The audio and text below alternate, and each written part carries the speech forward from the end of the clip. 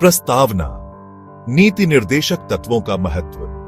भारतीय संविधान के भाग 4 में वर्णित नीति निर्देशक तत्व भारत के शासन के लिए एक अनूठा और दूरदर्शी दृष्टिकोण प्रस्तुत करते हैं। ये तत्व सरकार को सामाजिक और आर्थिक न्याय के मार्ग पर चलने के लिए प्रेरित करते हैं।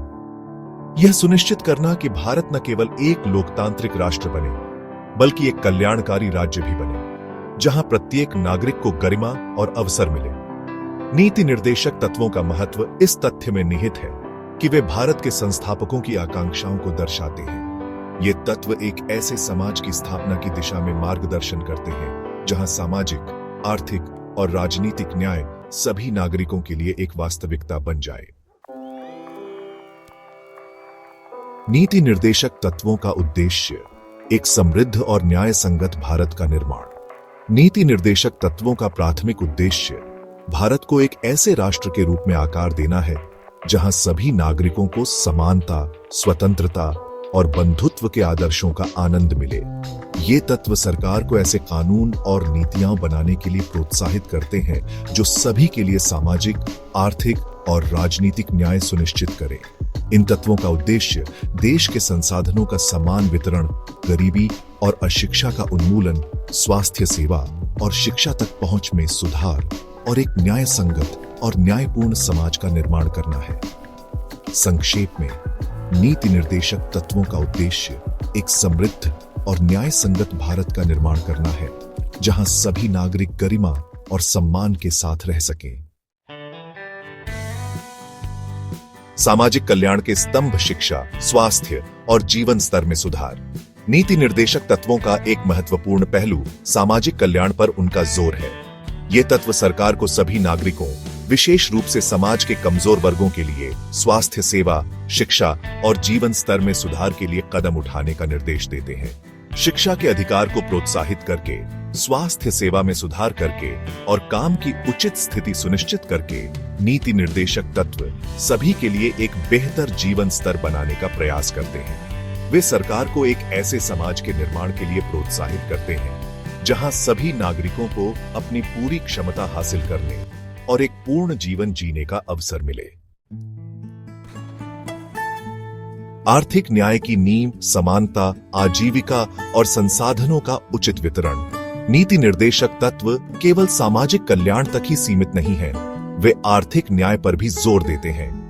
ये तत्व सरकार को ऐसी नीतियां बनाने का निर्देश देते हैं जो सभी नागरिकों के लिए समान अवसर, आजीविका और संसाधनों का उचित वितरण सुनिश्चित करें। भूमि सुधारों को लागू करके, कुटीर उद्योगों को बढ़ावा देकर और आय की असमानताओं को कम करके नीति निर्देशक तत्व एक अधिक न्याय संगत और न्याय संगत आर्थिक व्यवस्था बनाने का प्रयास करते हैं। वे एक ऐसे समाज की परिकल्पना करते हैं जहां आर्थिक विकास सभी के लिए समावेशी और लाभदायक हो। सेक्शन 5 नीति निर्देशक तत्व बनाम मौलिक अधिकार। एक सामंजस्यपूर्ण सह अस्तित्व।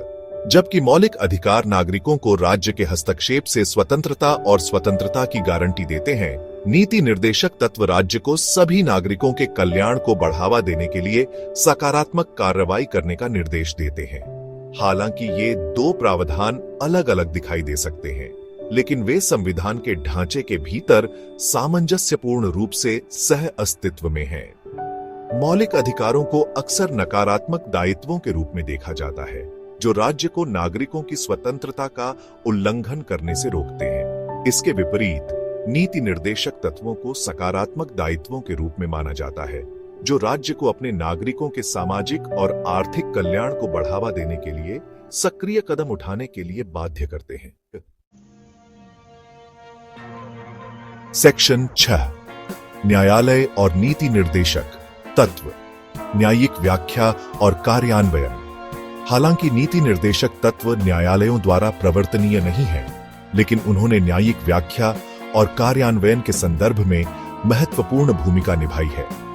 न्यायालयों ने कई मामलों में कानूनों और नीतियों की वैधता की व्याख्या करते समय नीति निर्देशक तत्वों का उल्लेख किया है। इसके अलावा न्यायालयों ने सरकार को नीति निर्देशक तत्वों में निहित सिद्धांतों के अनुसार कानून बनाने और नीतियां बनाने के लिए निर्देश जारी किए हैं। इस तरह न्यायपालिका ने यह सुनिश्चित करने में महत्वपूर्ण भूमिका निभाई है कि नीति निर्देशक तत्व केवल आदर्श न बने रहें, बल्कि जमीनी स्तर पर वास्तविकता बने। सेक्शन 7 नीति निर्देशक तत्वों की सीमाएं, एक आलोचनात्मक मूल्यांकन। अपने महान उद्देश्यों के बावजूद नीति निर्देशक तत्वों की अपनी सीमाएं हैं। इन तत्वों की एक आलोचना यह है कि वे बहुत आदर्शवादी और अवास्तविक हैं, खासकर सीमित संसाधनों और प्रतिस्पर्धी मांगों की पृष्ठभूमि में। एक और आलोचना यह है कि ये तत्वों को लागू करने के लिए कोई विशिष्ट तंत्र या समय सीमा निर्धारित नहीं करते हैं, जिससे उनका कार्यान्वयन सरकारों के विवेक पर निर्भर हो जाता है। इसके अतिरिक्त नीति निर्देशक तत्वों की गैर न्यायिक प्रकृति के कारण उनके कार्यान्वयन में ढिलाई और देरी हुई है। सेक्शन 8 चुनौतियां और समाधान, प्रभावी कार्यान्वयन की दिशा में कदम। नीति निर्देशक तत्वों के कार्यान्वयन में कई चुनौतियां हैं, जिनमें राजनीतिक इच्छा शक्ति की कमी, संसाधनों की कमी और प्रभावी कार्यान्वयन तंत्र का अभाव शामिल है। हालांकि इन चुनौतियों का समाधान ठोस कार्रवाई करके किया जा सकता है। सरकार को नीति निर्देशक तत्वों में निहित सिद्धांतों को अपने कार्यक्रमों और नीतियों में शामिल करने के लिए एक ठोस प्रतिबद्धता प्रदर्शित करनी चाहिए। इसके लिए पर्याप्त संसाधन आवंटित करने, जवाबदेही तंत्र स्थापित करने और नागरिक समाज संगठनों के साथ सक्रिय रूप से जुड़ने की आवश्यकता है। सेक्शन 9 निष्कर्ष, भारत के भविष्य को आकार देने वाले मार्गदर्शक सिद्धांत। निष्कर्षतः नीति निर्देशक तत्व भारतीय संविधान का एक अनिवार्य हिस्सा है, जो एक न्याय संगत और समतावादी समाज के निर्माण की आकांक्षा करते हैं। हालांकि इनके कार्यान्वयन में चुनौतियां हैं, लेकिन एक बेहतर भारत के लिए उनका महत्व निर्विवाद है। यह सुनिश्चित करने के लिए निरंतर प्रयास किए जाने चाहिए कि ये तत्व केवल कागज पर लिखे शब्द न रहे, बल्कि जमीनी हकीकत बने, जिससे सभी भारतीयों के लिए एक न्याय संगत, समृद्ध और समावेशी समाज का निर्माण हो सके। यह याद रखना महत्वपूर्ण है कि एक राष्ट्र के रूप में भारत की प्रगति इन मार्गदर्शक सिद्धांतों को लागू करने और सभी के लिए एक बेहतर भविष्य बनाने की हमारी सामूहिक क्षमता पर निर्भर